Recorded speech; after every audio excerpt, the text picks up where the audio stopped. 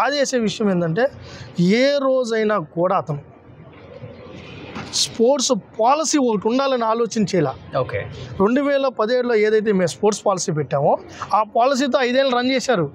మేము వచ్చిన ఏదైతే బాధ్యతలు తీసుకున్నా కరెక్ట్గా నెలకే స్పోర్ట్స్ పాలసీ ప్రకటించడం జరిగింది. ఇన్సెంటివ్స్ ఇవ్వడం జరుగుతుంది. The best Haryana best, Orissa the best అంటా ఉన్నారు. ఈరోజు Andhra Pradesh the best sports policy అని చెప్పారు. ఇప్పుడు ఢిల్లీకి నేను 6 సార్లు వెళ్ళి రావడం జరిగింది. ఖేలో ఇండియా ప్రాజెక్ట్స్ కోసం తిరుగుతుంది. అతను ఢిల్లీ మొహం చూశాడో లేదో నాకు తెలియదు. అతను జైలు మొహము మటన్ల గురించి మాట్లాడతారు తప్ప స్పోర్ట్స్ గురించి నాకు తెలిసి ఎప్పుడు మాట్లాడింది ఏమిలా. అయితే బాధ చేసే విషయం అతనికి నాకు పోలిక ఏంటంటే కిడ్ అండి అతను. నిన్న మొన్న ఎక్కడో చూసా మళ్ళీ ఏదో పెట్టినాడు, సారాయి ఇస్తే ఓట్లు పడతాయి, సారాయి వ్యాపారం చేయండి అని చెప్పి నిన్న ఎక్కడో విన్నా ఎక్స్-సీఎం మీటింగ్లో.